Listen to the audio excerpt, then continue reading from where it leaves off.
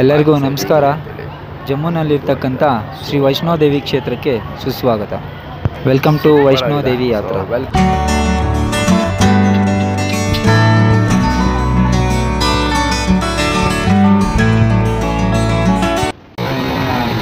Delhi to Katra ಏನಿದೆ, ಇಲ್ಲಿ ನಿಮಗೆ ಡೈರೆಕ್ಟ್ ಟ್ರೈನ್ ಸಿಗುತ್ತೆ. ರಿಷಿಕೇಶಿಂದನೂ ಕೂಡ ಡೈರೆಕ್ಟ್ ಟ್ರೈನ್ ಇದೆ, ಅಲ್ಲಿಂದ ಕೂಡ ಬರ್ಬೋದು.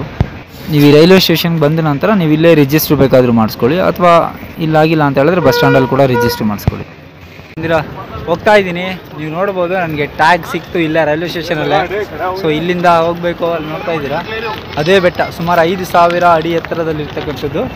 ಅಲ್ಲಿಗೆ ಹೋಗಬೇಕು, ಬನ್ನಿ ಹೋಗೋಣ, ಕರ್ಕೊಂಡು ಹೋಗ್ತೀನಿ. ಹೇಗಿರುತ್ತೆ ಜರ್ನಿ ಅನ್ನೋದು ತುಂಬ ಚೆನ್ನಾಗಿರುತ್ತೆ. ನೀವು ಹೋಗ್ಬೇಕಾದ್ರೆ ಇಲ್ಲಿ ಕೋಲೆಲ್ಲ ಮಾಡ್ತಾ ಇರ್ತಾರೆ 20 ರೂಪಾಯಿಗೆ. ಕೋಲ್ ತಗೊಳ್ಳಿ, ಯಾಕೆ ಹೇಳಿದ್ರೆ ಹತ್ತಲಿಕ್ಕೆ ಈಸಿ ಆಗುತ್ತೆ. ಕೋಲ್ ಮಾಡ್ತಾರೆ ಹೋಗ್ಬೇಕಾದ್ರೆ. ಇವಾಗ ನಮಗೆ ಆಖರಿ ಕೋಲು ಸ್ವಲ್ಪ ವಯಸ್ಸಿದೆ, ಇನ್ನು ನಡ್ಕೊಂಡು ಹೋಗ್ತಾ ಇರೋದಷ್ಟೇ. ವೈಷ್ಣೋ ದೇವಿ ಮಾತಾ ನೆಲೆಸಿರ್ತಕ್ಕಂಥದ್ದು ಈ ಒಂದು ಪರ್ವತದಲ್ಲೇ. ಇದು ತ್ರಿಕೂಟ ಪರ್ವತ ಅಂತ ಹೇಳ್ತಾರೆ, ತ್ರಿಕೂಟ ಪರ್ವತ. ಈ ಒಂದು ತ್ರಿಕೂಟ ಪರ್ವತದಲ್ಲೇ ವೈಷ್ಣೋ ಮಾತಾ ನೆಲೆಸಿರ್ತಕ್ಕಂಥದ್ದು. ಕಾಳಿ, ಲಕ್ಷ್ಮಿ ಮತ್ತು ಸರಸ್ವತಿ 3 ರೂಪದಲ್ಲಿ ಇರ್ತಕ್ಕಂಥದ್ದು ಶ್ರೀ ಮಾತಾ ವೈಷ್ಣೋ ದೇವಿ. ಅಷ್ಟದಶ ಶಕ್ತಿಪೀಠಗಳಲ್ಲಿ ಈ ಒಂದು ಶಕ್ತಿಪೀಠವು ಕೂಡ ಒಂದು. ಗುಫಾದಲ್ಲಿ ಅಂದರೆ ಗುಫಾ ಅಂದರೆ ಗುಹೆ ಒಳಗಡೆ ನೆಲೆಸಿರ್ತಕ್ಕಂಥದ್ದು ಮಾತೆ ವೈಷ್ಣೋ ದೇವಿ ಏನಿದ್ದಾರೆ, ಶ್ರೀ ಮಾತಾ ವೈಷ್ಣೋ ದೇವಿ ಆ ಜ್ವಾಲೆಯಾಗಿ ನೆಲೆಸಿರ್ತಕ್ಕಂಥದ್ದು ದೀಪದಲ್ಲಿ ಇಂದಿಗೂ ಕೂಡ ತಪಸ್ಸನ್ನು ಆಚರಿಸ್ತಾ ಇದ್ದಾರೆ ಅಂತ ಹೇಳ್ತಾರೆ. ಆ ಒಂದು ಕಾರಣಕ್ಕೋಸ್ಕರ ನೋಡ್ತಾ ಇರ್ಬೋದು ಬಹಳಷ್ಟು ಜನ ಹೋಗ್ತಾ ಇದ್ದಾರೆ. ಹಾಗೆ ಚಿಕ್ಕ ಮಕ್ಕಳನ್ನ ಕರ್ಕೊಂಡು ಹೋಗ್ಲಿಕ್ಕೆ ಅಂತೇಳಿ ಈ ಒಂದು ವೆಹಿಕಲ್ ಕೂಡ ಇದೆ. 350 ರೂಪಾಯಿಂದ ಚಾರ್ಜ್ ಮಾಡ್ತಾರೆ ಮೇಲ್ಗಡೆ ಕರ್ಕೊಂಡು ಹೋಗ್ಲಿಕ್ಕೆ. ಈ ರೀತಿ ಮಕ್ಕಳನ್ನ ಕೂರಿಸ್ಕೊಂಡು ಕರ್ಕೊಂಡು ಹೋಗ್ತಾರೆ. ನೋಡ್ಬೋದು ನೀವು, ಭಾಳಷ್ಟು ಜನ ಹೋಗ್ತಾ ಇದ್ದಾರೆ. ಎಲ್ಲರೂ ಕೇಳ್ತಿದ್ದಾರೆ ಏನು ಒಬ್ಬನೇ ಅಷ್ಟು ದೂರದಿಂದ ಬಂದಿರೋದು ಅಂತ. ನಾವು ಹೋಗು ದೇವರಿಗೆ ಒಬ್ಬರು ಹೋಗೋಂಥವ್ರು ಕಂಡ್ರೆ ಇಷ್ಟ ಅಂತಿದ್ದಾರೆ ಎಲ್ಲರೂ. ಹೋಗೋಣ ಬನ್ನಿ. ನೋಡಿ ಹಿಂದ್ಗಡೆ ಹೇಗೆ ಹೊತ್ಕೊಂಡು ಬರ್ತಿದ್ದಾರೆ ಅವರು, ಅಷ್ಟೊಂದು ವೆಯ್ಟ್ ಎಲ್ಲ ಸಿಗ್ತಾ. ಈ ಒಂದು ತ್ರಿಕೂಟ ಪರ್ವತ ಏನಿದೆ ಸುಮಾರು 5,000 ಅಡಿ ಎತ್ತರದಲ್ಲಿ ಇರ್ತಕ್ಕಂಥದ್ದು. ಅಷ್ಟೇ ಅಲ್ಲ, ನೀವು ರಿಜಿಸ್ಟ್ರೇಷನ್ ಮಾಡಿಸ್ಕೊಂಡು ಬರಬೇಕಾಗತ್ತೆ. ರೈಲ್ವೆ ಸ್ಟೇಷನಲ್ಲೂ ಕೂಡ ರಿಜಿಸ್ಟರ್ ಮಾಡ್ಕೋಬೋದು, ಆಧಾರ್ ಕಾರ್ಡ್ ಕೊಟ್ಟು. ಅದಾದ ನಂತರ ಬಸ್ ಸ್ಟ್ಯಾಂಡಲ್ಲಿ ಬಂದರೆ ಅಲ್ಲಿ ಬೇಕಾದರೂ ಮಾಡಿಸ್ಕೋಬೋದು ನೀವು ರಿಜಿಸ್ಟ್ರೇಷನು ಲೈನಲ್ಲಿ ನಿಂತು. ರಿಜಿಸ್ಟ್ರೇಷನ್ಗೆ ಯಾವುದೇ ರೀತಿಯಾದಂಥ ಚಾರ್ಜಸ್ ಇಲ್ಲ, ಫ್ರೀಯಾಗಿ ನಿಮಗೆ ಮಾಡಿಕೊಡ್ತಾರೆ. ಒಂದು ID ಕಾರ್ಡನ್ನು ಕೊಡ್ತಾರೆ, ಕತ್ತಲ್ಲಿ ಹಾಕೊಂಡು ಹೋಗಬೇಕಾಗತ್ತೆ. ಬೇಕಾದರೆ ನೀವೇನೇ ಪ್ಲೇಸ್ಟೋರಲ್ಲಿ ಹೋಗಿ ಅಪ್ಲಿಕೇಶನ್ ಏನಿರುತ್ತೆ ಡೌನ್ಲೋಡ್ ಮಾಡ್ಕೊಂಡು ಅದ್ರ ಮುಖಾಂತರ ಕೂಡ ನೀವು ರಿಜಿಸ್ಟರ್ ಮಾಡ್ಕೋಬೋದು. ಇಲ್ಲಿ ನಾವು ವೈಷ್ಣೋದೇವಿ ಟ್ರಸ್ಟ್ ಏನಿದೆ ಅವರ ಒಂದು ವೆಬ್ಸೈಟ್ ಮುಖಾಂತರ ಕೂಡ ಮಾಡ್ಕೋಬೋದು ರಿಜಿಸ್ಟ್ರೇಷನ್. ಇನ್ನೊಂದು ಮುಖ್ಯವಾಗಿ ಅಂತ ಹೇಳಿದ್ರೆ ಇಲ್ಲಿ ಯಾವುದೇ ರೀತಿಯಾದಂಥ ಊಟದ ವ್ಯವಸ್ಥೆ ಇಲ್ಲ, ಅಂದರೆ ದೇವಸ್ಥಾನದ ಕಡೆಯಿಂದ ಇಲ್ಲ. ನೀವು ನಿಮ್ಮ ದುಡ್ಡನ್ನು ಕೊಟ್ಟು ಊಟ ಮಾಡಬೇಕಾಗತ್ತೆ. ಇಲ್ಲಿ ಸಿಗತ್ತೆ ಪ್ರತಿಯೊಂದು ನಿಮಗೆ ಭಾಳಷ್ಟು ರಸ್ತೆಯಲ್ಲಿ ಸಿಗತ್ತೆ. ಆದರೆ ಹೋಗೋಕ್ಕಿಂತ ಮೊದಲು ಒಂದ್ಸರಿ ನಿಮ್ಮ ಪರ್ಸನ್ನ ಚೆಕ್ ಮಾಡಿ, ಯಾಕೆಂದರೆ ಯಾವುದೇ ರೀತಿ ತಂಬಾಕು ಆಗಲಿ ಬೀಡಿ ಸಿಗರೇಟು ಯಾವುದೂ ಅಲೋ ಮಾಡೋದಿಲ್ಲ, ಚೆಕ್ ಮಾಡ್ತಾರೆ. ಅದಾದ ನಂತರ ನಿಮಗೆ ಎಂಟ್ರಿ ಒಳಗಡೆ. ನೀವೇನಾದರೂ ಹಾಗೆ ಊಟ ಮಾಡಬೇಕು ಅಂತ ಹೇಳಿದ್ರೆ ಹೋಗಬೇಕಾದ್ರೆ ಎಂಟ್ರೆನ್ಸಲ್ಲಿ ಲಂಗರ್ ಇದೆ ಒಂದು ಎಡಭಾಗದಲ್ಲಿ, ಅಲ್ಲಿ ಕೇಳಿ ಸ್ಟಾರ್ಟಿಂಗಲ್ಲೇ ಸಿಗುತ್ತೆ. ಅಲ್ಲಿ ನೀವು ಊಟನ ಮಾಡಿ, ನಿಮ್ಗೆ ಯಾವುದೇ ರೀತಿ ಚಾರ್ಜಸ್ ಇರೋಲ್ಲ. ಒಂದು ಪಂಜಾಬಿ ಲಂಗರ್ ಇದೆ. ಏನೇ ಹೇಳಿ ಅದ್ಭುತವಾಗಿರುತ್ತೆ. ವೈಷ್ಣೋದೇವಿ ದೇವಸ್ಥಾನ ಹೋಗ್ಬೇಕಾಗಿತ್ತು. ನಾನಂತೂ ತಿನ್ನೋಕ್ಕೆ ರೋಟಿ ತೊಗೊಬಂದಿದ್ದೆ, ಬರೀ 6 ರೂಪಾಯಿ ಅಷ್ಟೇ. ದೊಡ್ಡ ರೋಟಿ ಡೆಲ್ಲಿನಲ್ಲಿ ಚಾಂದ್ನಿ ಚೌಕ್ ಹತ್ರ ಒಂದು 5 ರೋಟಿ ತೊಗೊಬಂದಿದ್ದೆ, ಇನ್ನೂ 2 ರೋಟಿ ಇತ್ತು, ತಿಂತಾಯಿದ್ದೀನಿ. ನೀವು ನೋಡಿ ತೋರಿಸ್ತೀನಿ ಜನಗಳು ಹೇಗಿದ್ದಾರೆ, ಬರ್ತಾ ಇದ್ದಾರೆ ನೋಡ್ಬೋದು. ಜನ ಬರ್ತಾ ಇದ್ದಾರೆ, ತುಂಬ ಜನ ನಡ್ಕೊಂಡು ಹೋಗ್ತಾರೆ, ಕುದುರೆನಲ್ಲಿ ಹೋಗ್ತಾರೆ, ಎತ್ಕೊಂಡು ಹೋಗ್ತಾರೆ. ಸೊ ಅದೇ ರೀತಿ ಇನ್ನು ಕೆಲವರು ಮಕ್ಕಳನ್ನೆಲ್ಲ ಚಿಕ್ಕ ಇದರಲ್ಲಿ ಕರ್ಕೊಂಡು ಹೋಗ್ತಾರೆ. ಮತ್ತು ಹೋಗಬೇಕಾದ್ರೆ ಯಾವುದೇ ಕಾರಣಕ್ಕೂ ಈ ಕವರೆಲ್ಲ ಇಟ್ಕೊಂಡ್ರೆ, ಅಂದರೆ ಕವರ್ನಲ್ಲಿ ತಿನ್ನೋ ವಸ್ತುಗಳನ್ನ, ಯಾಕೆಂದರೆ ಅಲ್ಲಿರ್ತಕ್ಕಂಥ ಕೋತಿಗಳೇನಿದೆ ಕಿತ್ಕೊಳ್ಳುತ್ತೆ ಕೈಯಿಂದ. ಆ ಒಂದು ಕಾರಣಕ್ಕೆ ವೈಷ್ಣೋದೇವಿಯ ದರ್ಶನಕ್ಕೆ 3 ರೀತಿನಲ್ಲಿ ಹೋಗ್ಬೋದು. ನೀವು ನಡ್ಕೊಂಡು ಬೇಕಾದರೂ ಹೋಗ್ಬೋದು, ಅಥವಾ ಅಲ್ಲಿರ್ತಕ್ಕಂಥ ಕುದುರೆಗಳಿದೆ, ಕುದುರೆಗಳನ್ನು ಕೂಡ ನೀವು ಯೂಸ್ ಮಾಡ್ಕೊಂಡು ಹೋಗ್ಬೋದು. ಅಂದರೆ ಕುದುರೆ ಚಾರ್ಜ್ ಎಷ್ಟು ಅನ್ನೋ ತಿಳಿಸ್ಕೊಡ್ತೀನಿ. 3ನೇದು, ನಿಮ್ಮಲ್ಲಿ ಮಕ್ಕಳಿದ್ದರೆ ಆ ಮಕ್ಕಳನ್ನ ಕೂರಿಸ್ಲಿಕ್ಕೆ ಅಂತೇಳಿ ಒಂದು ನೀವು ನೋಡ್ಬೋದು ಈ ರೀತಿ ಒಂದು ಸಣ್ಣ ಒಂದು ಗಾಡಿ ಇರುತ್ತೆ. ಸೊ ಅದ್ರ ಮುಖಾಂತರ ತಗೊಂಡು ಹೋಗ್ತಾರೆ. ಮತ್ತು ಡೋಲಿ ವ್ಯವಸ್ಥೆನೂ ಕೂಡ ಇರುತ್ತೆ. ಈ 3 ವ್ಯವಸ್ಥೆ ಇದೆ. ಅದನ್ನು ಬಿಟ್ಟು ನೀವು ಹೆಲಿಕಾಪ್ಟರಲ್ಲೂ ಕೂಡ ನೀವು ಹೋಗ್ಬೋದು.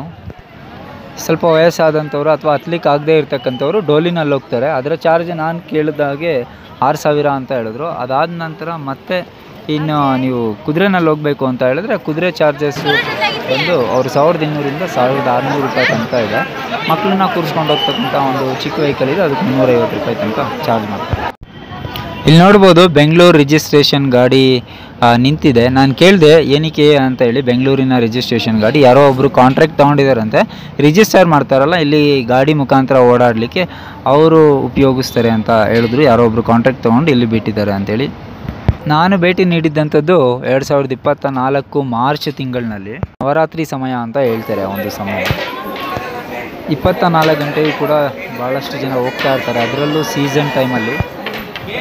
ಎಷ್ಟು ಅದ್ಭುತವಾಗಿದೆ ಅಂತ ಹೇಳಿದ್ರೆ, ನಿಮಗೆ ಟ್ರೆಕ್ಕಿಂಗ್ ಕೂಡ ಆಗುತ್ತೆ, ಒಂದು ದೈವ ದರ್ಶನವೂ ಕೂಡ ಆಗುತ್ತೆ. ಆಧ್ಯಾತ್ಮಿಕತೆ ತುಂಬ ಅದ್ಭುತವಾದಂಥ ಒಂದು ಸ್ಥಳ. ಬರಬೇಕಾದ್ರೆ ಯಾವುದಕ್ಕೂ ಜರ್ಕಿನ್ ತೊಗೊಬನ್ನಿ, ಯಾಕೆಂದರೆ ಯಾವಾಗ ಬೇಕಾದರೂ ಮಳೆ ಚಳಿ ಆಗ್ಬೋದು ಇಲ್ಲಿ. ಆ ಒಂದು ಕಾರಣಕ್ಕೋಸ್ಕರ 10:00 ಶುರು ಮಾಡಿದ್ದು. ನೋಡಿ, ನೀವು ನೋಡ್ಬೋದು ಎಷ್ಟು ಚೆನ್ನಾಗಿ ಬರ್ತಿದ್ದಾರೆ. ನಡೀತಾನೇ ಇದ್ದೇವೆ, ಇನ್ನೂ ಸುಮಾರು 1.25 ಕಿಲೋಮೀಟ್ರ್ ಇದೆ. ಬೆಳಿಗ್ಗೆ 10:30 ಅಂದರೆ ಈಗ ಯಾವುದೆಲ್ಲ 7 ಗಂಟೆ ಆಗಿದೆ. ಸಂಜೆ ನೋಡ್ಬೋದು ಕತ್ಲಾಗ್ತಾ ಇದೆ, ಕತ್ಲೆ ಆಗಿದೆ, ಲೈಟೆಲ್ಲ ಹಾಕಿದ್ದಾರೆ. ನಡೀತಾನೆ ಇದ್ದೀವಿ. ನೋಡಿ, ಒಂದೊಂದು ಬ್ಯಾಗ್ ಎಲ್ಲ. ಸೊ ಇದೇ ರೀತಿ ನಡ್ಕೊಂಡು ಹೋಗ್ಬೇಕಾಗತ್ತೆ. ತುಂಬ ವಯಸ್ಸಾದವರು, ಮಕ್ಕಳು ಎಲ್ಲರೂ ಬರ್ತಾರೆ. ನಡ್ಕೊಂಡು ಹೋಗ್ತಾ ಇರಬೇಕು, ಮತ್ತು ಕೈಯನ್ನು ನೋಡಬೇಕು ಅಂತ ಹೇಳಿದ್ರೆ, ಏಕೆಂದರೆ 5,000 ಅಡಿ ಎತ್ತರದಲ್ಲಿರ್ತಕ್ಕಂಥ ಬೆಟ್ಟದಲ್ಲಿ ನಿಂತಿದೆ. ಆದ್ದರಿಂದ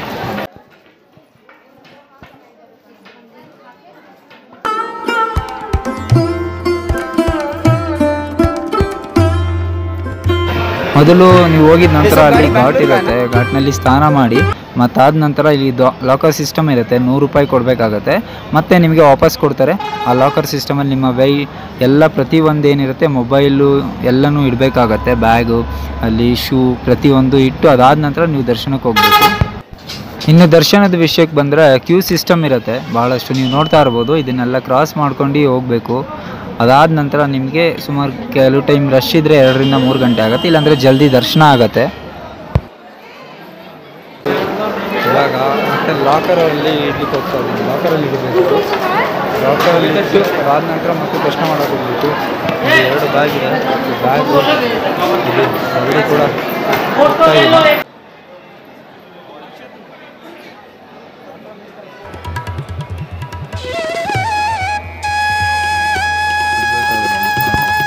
ಮತ್ತು ವೈಷ್ಣೋದೇವಿಯ ದರ್ಶನದ ನಂತರ ಅಲ್ಲಿರ್ತಕ್ಕಂಥ ಹನುಮಾನ್ ದೇವಸ್ಥಾನ ಮತ್ತು ಭೈರವ ದೇವಸ್ಥಾನಕ್ಕೆ ಭೇಟಿ ಕೊಡಿ. ತುಂಬ ಚೆನ್ನಾಗಿರುತ್ತೆ. ಅಲ್ಲಿಂದ 2 ಕಿಲೋಮೀಟ್ರ್ ದೂರ ಇದೆ.